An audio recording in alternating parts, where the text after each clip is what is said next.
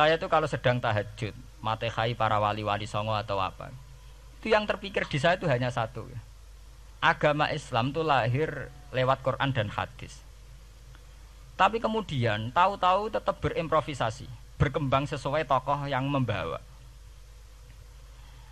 Sampai kalau melihat Islam di India dulu sampai perang besar-besaran, kemudian zaman Abul A'la Al-Maududi, zaman periode Muhammad Iqbal, sampai India pecah, kemudian jadi Pakistan yang bernegara apa?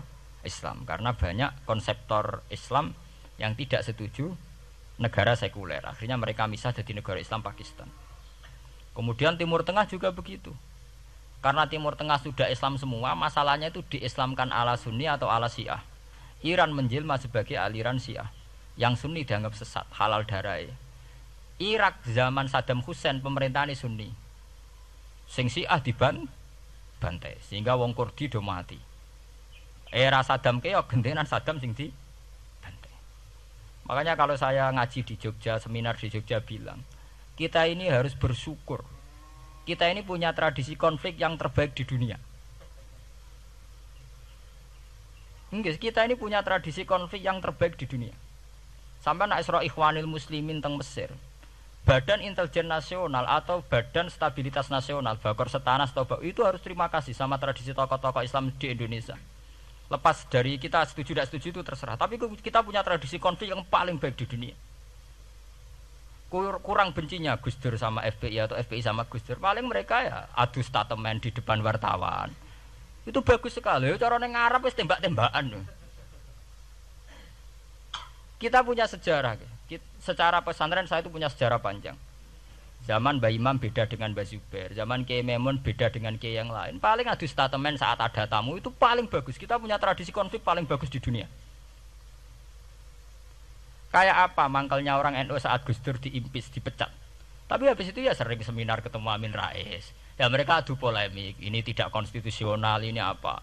Gus Dur nggak jurus dekret. Sing sitok nggak jurus sidang istimewa. Nah, kurang serem sidang istimewa dilawan sidang luar biasa. Pokoknya agak istilah sing serem-serem. Tapi tidak saling bunuh loh, sampean harus syukur loh. Selama ini orang awam sering bilang, loh kiai kok tukaran. Sampean bandingkan di Timur Tengah, jenenge tukaran mesti tahdirudam. Para polisi, para badan intelijen, para yang menjaga stabilitas negara ini harus terima kasih sama tradisi tokoh-tokoh Indonesia. Yang namanya di Mesir, di Irak, di mana-mana jenenge tukaran mesti melibatkan pertumpahan darah. Saat Arab Saudi jadi Wahabi itu besar-besaran itu. Pembunuhan apa pengusiran orang-orang Sunni. Tapi di Indonesia enggak. Tradisi anarkis. Paling itu tadi adu polemik. MLB dilawan MLB itu masih keren sekali, tidak apa-apa. Itu lebih baik ketimbang adu jotos atau adu hizib lah. Itu masih bagus. Nenda ini sampean biar paham, biar syukur jadi bangsa Indonesia. Kita punya tradisi konflik yang baik. Sama nak setelah peristiwa teng Irak, ya, teng Sudan, teng Khartoum, teng Darfur, itu kan orang Islam semua. Gara-gara beda mazhab saling bunuh. Di Mesir ya gitu, Ikhwanul Muslimin dengan pemerintah dan sebagainya. Hatta saya sebesar Sayyid Qutb, sing tokoh populer mohon gak budute mboten jelas. Di Indonesia bagus sekali. Kita menangi zaman secara sejarah ya. Kita menangi bedanya dulu Ahmad Hasan dengan tokoh-tokoh NU. Kulo nu menangi secara sejarah sering baca. Terus zaman anyar-anyarane NU asas tunggal, bedanya Gus Dur dengan Kiai As'ad. Sak mangke bedane PKB dua versi. Mereka menyelesaikan secara beradab. Lewat pengadilan, kok pengadilan kalah lewat MA, beradab sekali. Kita harus bersyukur. Dibanding penyelesaian konflik kayak di Irak, kemudian ngundang Amerika, akhirnya sekarang kacau balau. Di Timor Leste yang latihan bikin Ramos Hurta disuduk. Indonesia paling banter ngobong fotonya SBY. Ya masih terhormat lah, masih artinya masih beretika. Kita harus syukur punya bangsa yang beradab.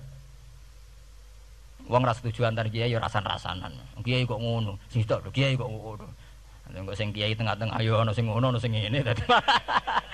Sing ra melok-melok biasanya terus milih amane, ya ana sing ngono, ana sing ngene. Saya itu berkali-kali ngaji. Sampean kalau sering baca Quran dan menghayati, artinya ora maca Quran pelang-pelang ora karepe menghayati. Saya itu sekarang sesadar-sadarnya, saya masih belajar. Ini jamaah sini harus tahu. Saya hingga detik ini masih belajar. Entah itu lewat belajar baca Jalalain atau belajar merenung maupun belajar lewat yang lain. Quran itu dulu ya sering nyebut begitu itu saya tidak paham. Sekarang itu saya paham, tambah paham. Misalnya di juz 4 ada istilah ikhwanan. Orang mukmin disuruh ingat peristiwa-peristiwa yang dulu saling kuntum a'daan fa'allafa baina qulubikum fa asbahtum bi nikmatihi napa ikhwanan. Dulu kamu bermusuh-musuhan yaitu antara kelompok Aus dan Khazraj. Gara-gara barokatul Islam sekarang kamu menjadi ikhwana. Menjadi bersaudara. Sampean kalau melihat TV merunut konflik di Irak, sering ada bom bunuh diri, itu kan ada asal usulnya. Memang sekarang orang menimpakan kesalahan itu pada pasukan multinasional yang dipimpin Amerika dan Inggris. Tapi sebetulnya ada usul-usulnya. Sampai Amerika bisa masuk karena orang Irak tidak ikhwanan. Tidak apa? Yaitu ada Syiah, ada Sunni, mereka saling menikam, saling bunuh. Sehingga karena ada ikhwanan ini pihak ketiga masuk, yaitu tentara multinasional. Makanya saat di Jogja ditanya, cara jenengan sebuti menyangkut Ahmadiyah, menyangkut konflik di Jakarta, saya bilang, sekarang setiap orang bikin from apa forum, yaitu baik, kalau niatnya baik-baik. Tapi andaikan saya ditanya Tuhan nanti, hak kowe iku kelompok apa? Pokoknya angger NU atau Muhammadiyah ajak mayoritas, aku milih salah sitok itu.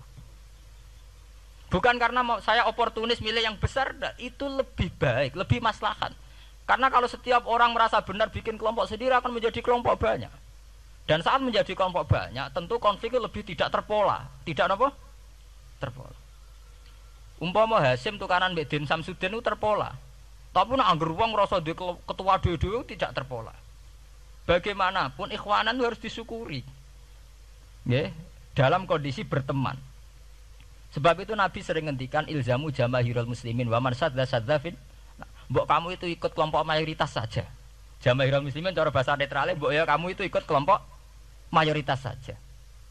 Karena kalau orang merasa benar kemudian bikin kelompok sendiri itu tidak ada selesainya. Lah akulah cara nuruti GR sebagai kelompok dhewe. Wong aku ya di umat, di pengaruh sing nyucup wis akeh. Tapi kalau semua orang merasa begitu kan repot.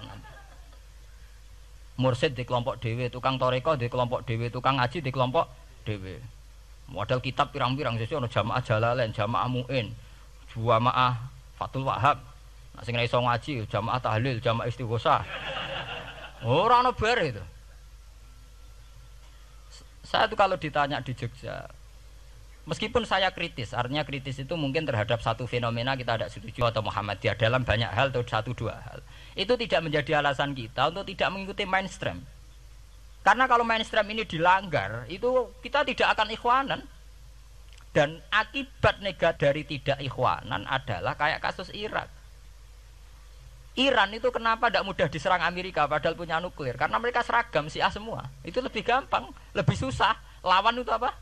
Susah. Arab Saudi juga mudah diadu karena karuan seragam Wahabi semua. Kita tidak bicara itu ya akidah. Mungkin kamu bisa debat Wahabi itu benar apa enggak. Tapi karena relatif aman, enggak diacak. Indonesia juga gitu. Kenapa tidak banyak konflik? Karena orang itu Islamnya kalau udah NU ya Muhammadiyah. Buat cocok ra cocok bae milih. Itu lebih mudah. Ketimbang ada faksi-faksi baru kemudian stabilitas menjadi tambah kacau. Mulane kula niku saya pribadi menghimbau ya. Melihat ayat itu dihitung Tuhan sampai Allah ngendikan apa kuntum a'daan fa'allafa baina qulubikum fa asbahtum bi nikmatihi napa. Kekuatan sebuah negara itu bukan karena senjatanya canggih, tapi karena rakyatnya tidak bentrok. Ya bayangkan kayak Indonesia. Andai kan Jawa itu mayoritas Islam. Kemudian mereka ingin mendirikan negara Islam. NTT merasa tidak diwongke terus keluar dari Indonesia. Nanti Maluku, Ambon juga gitu. Daerah-daerah yang Islamnya tidak mayoritas begitu. Kayak apa susahnya militer?